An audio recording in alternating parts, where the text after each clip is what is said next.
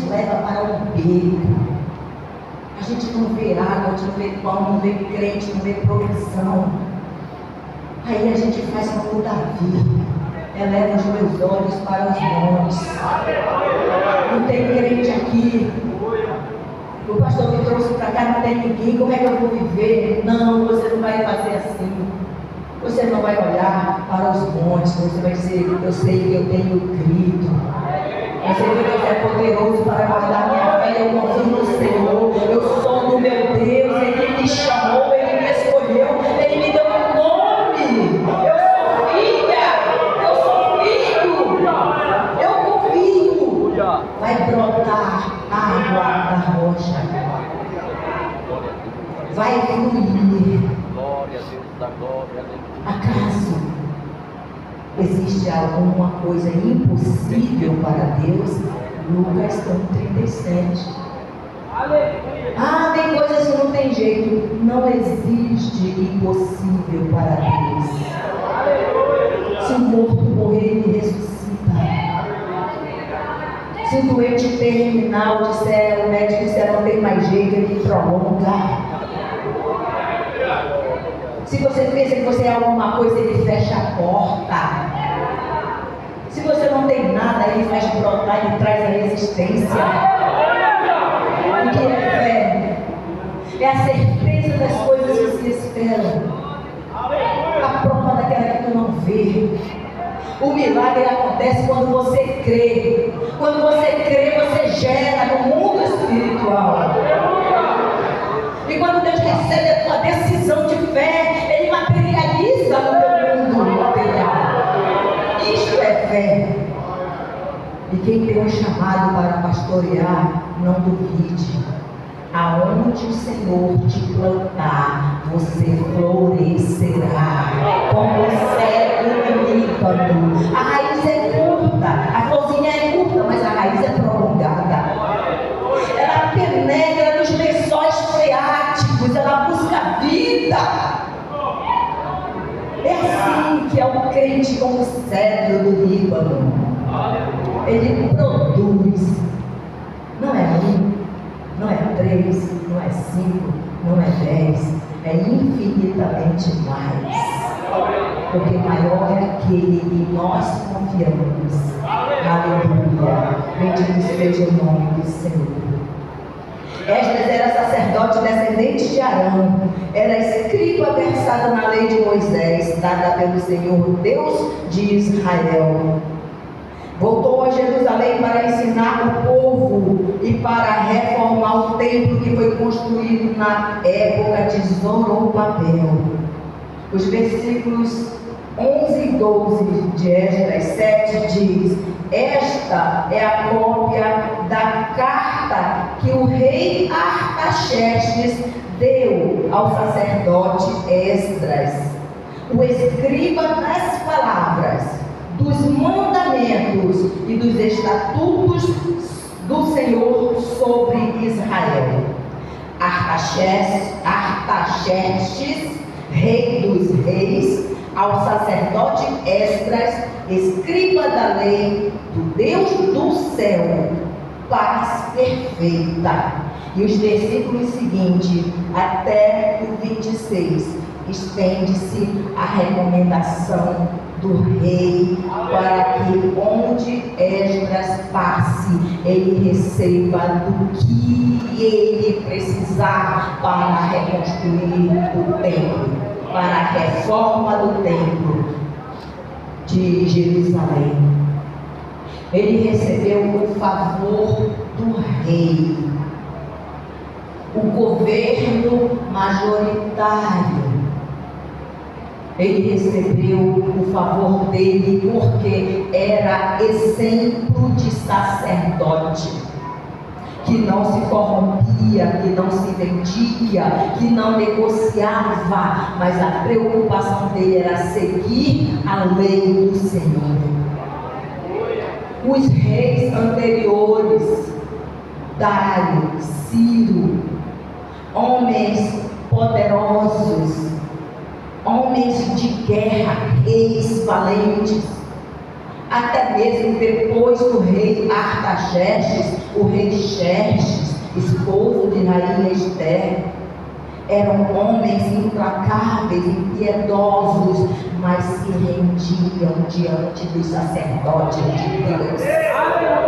E tudo que eles precisavam, eles iam diante do rei, e o rei liberava que se construísse e se cedesse tudo o que se precisasse para a casa do Senhor. Ele não precisou negociar cargo. Ele não precisou abrir mão do sacerdócio para a política. É Deus que quer falar para vocês, servo do Senhor. Deus chamou vocês para servir ao Todo-Poderoso, para ir em busca das almas que estão perecendo. Tantas vidas estão aí tirando a sua vida, estão pelo rumo das drogas, casamentos aí se destruindo, filhos abandonando a casa do Senhor, mudando de sexo. Tantas misérias têm acontecido. O nosso país está passando pelo caos. E muitos de nós só sabemos falar mal, porque estamos nos esquecendo dos escritos sagrados. A palavra nos limpa, a palavra nos liberta, muda nossas ações e nossas atitudes. É claro que não é um dia, é gradativo. Eu trabalho em mim gradativamente, eu vou de um por um. Eu vou trabalhando em um, vou trabalhando em um, quando eu vejo que deu uma melhorada, já vou buscando no outro. Porque nós somos pessoas que precisamos da misericórdia, do perdão de Deus. E eu preciso entender que eu represento a Cristo na terra. Então eu preciso me comportar como Cristo. Mas fazendo aquilo que agrada. Agrada-te do Senhor. E Ele concederá o que deseja o teu coração. Procuremos nos chegar à presença do Senhor. A atitude de Esdras descreve bem a disposição que cada cristão deve mostrar no serviço ao Senhor. Porque Esdras tinha disposto o coração para buscar a lei do Senhor e para cumprir e para ensinar em Israel os seus estatutos e os seus juízos. O chamado que cada um de nós temos, todos nós temos um chamado. Tem esposa de pastor que acha que não é ninguém. Ela acha que o chamado é do esposo, ele se vive sozinho, eu vou ficar aqui na retaguarda só orando por ele. Você pode fazer mais, você pode se render mais, você pode contribuir mais, se envolver um pouquinho mais. O apóstolo Pedro, quando ele fala no seu sermão, ele diz: mas vós sois raça eleita, sacerdócio real, nação santa, povo adquirido, para que anuncieis as virtudes daquele que vos chamou das trevas para a sua maravilhosa luz. Não diga que você não tem compromisso, porque a tua cruz não é de isopor e não tem rodinha, é pesada. O chamado não é só do meu esposo, não. Me preocupo nessa época com ele, oro mais veemente por ele. Procuro que o Senhor ajude nessas transferências que é difícil. Ele fica respirando e buscando quem vai para onde, pedindo orientação do Espírito Santo. Quem fica, quem troca, quem sai. Porque é uma responsabilidade muito grande. Não é pegar o irmão e vou jogar aqui, não. O irmão tem família. O pastor tem um chamado. E ele precisa ficar naquele lugar e florescer. Não chega lá e dizer: não quero ficar aqui, porque aqui naquele lugar o pastor não tem visão, o pastor não sabe me colocar. Porque já aconteceu isso no passado, eu já ouvi essa conversa no passado. A gente não sabe do coração, Deus sabe. Mas para que não aconteça as falas, o pastor, ele busca a orientação do Espírito Santo de Deus. E se você chegou lá, o vale está seco, profetiza. Aleluia! Tu crês que os ossos podem criar vida? Profetiza. Nós vivemos de fé em fé. O justo viverá por fé.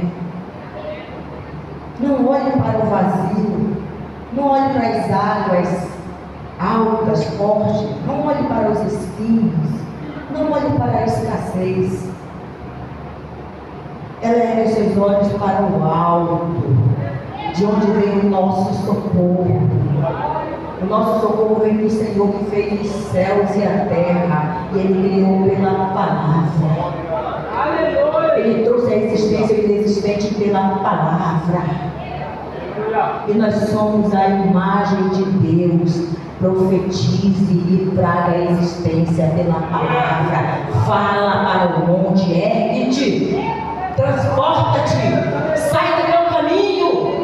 Eu profetizo vitória, eu profetizo salvação, eu profetizo libertação, eu profetizo cura, eu profetizo saúde na minha vida, eu profetizo saúde emocional da minha esposa, da minha vida, eu profetizo prosperidade.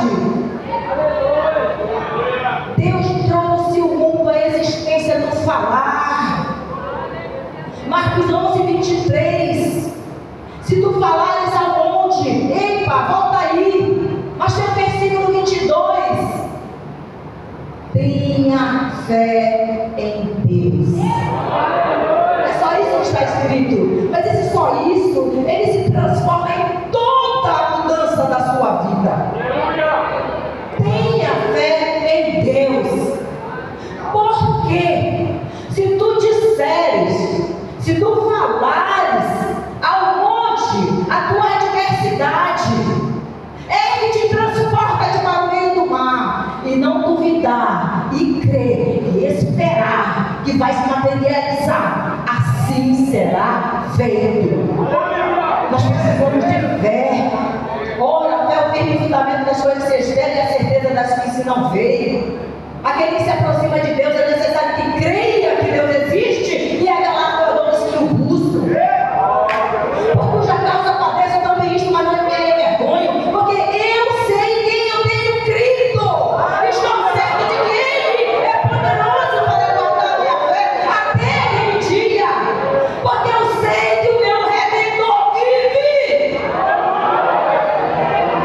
E Ele se revelará a mim, eu o verei face a face. Muitas vezes deixamos de conquistar porque a nossa fé está definhando. Mas sempre ore e peça o dom da fé. Tenha fé como de um grão de mostarda. Ela cresce, ela se torna uma árvore. Seja sombra para os mais fracos, para os céticos, para os ateus. Faz a tua fé crescer e se torne árvore frutífera. Há muitos anos atrás eu era nova, mais jovem, devia ter uns 31 anos. Estou com 57 hoje. Graças a Deus, nesse inteirinho de tempo, o Senhor já fez grandes reviravoltas, regeneração e convertimento na minha vida. Mas eu ouvi meu pastor presidente pregar em Cascavel sobre a figueira seca, que morreu. Jesus queria fruto e não tinha, ele estava com fome. Então ele disse: nunca mais dê fruto. E quando os discípulos passaram na volta, viu que tinha morrido aquela figueira.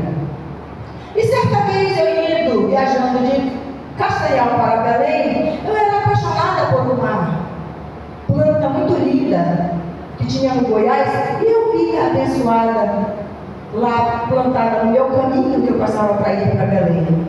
Então tinha uma pequena assim, do tamanho dessa folha aqui em pé, e tinha já uma maior. Eu disse: opa, tem duas, vou pegar uma para mim. Tinha um botequinho lá de madeira todo fechado. Eu disse: não tem ninguém olhando, eu ia roubar a planta. As mulheres têm mania de fazer isso, né? De pegar e roubar uma planta. Mas isso não é bom. As mínimas coisas nos prejudicam, tiram as nossas bênçãos, irmãos. As mínimas coisas. Eu tinha 31 anos, eu aprendi de lá para cá e me arrependo. Eu te dou esse testemunho para você crer, mas não faça o que eu fiz. Porque eu não tinha maturidade, eu não tinha amor o suficiente para ser resiliente, ser empática com aquela pessoa e comigo mesma. E eu peguei na planta e eu disse, morre. Porque a mulher lá de dentro gritou, ei, não pega minha planta. Eu disse, tem duas, me dê essa figueira. Não pega. E eu fiquei zangada. E eu botei a mão nela e disse, morre. Porque eu tinha ouvido um dia antes da pregação da figueira. E eu criei. E na outra semana, quando eu passei, eu voltei, eu lembrei. Falei, deixa eu ver se aconteceu. E eu olhei, irmãs, não existia nem grande nem pequena, só um areial. Morreu. Eu estou te dando esse exemplo de fé, não para você repetir meu erro, mas eu estou te dando um exemplo de fé, que o justo viverá por fé. Então você precisa crer nas coisas que Deus está de acordo, que é a vontade de Deus. Então profetiza na doença, morre, creia que ela vai morrer.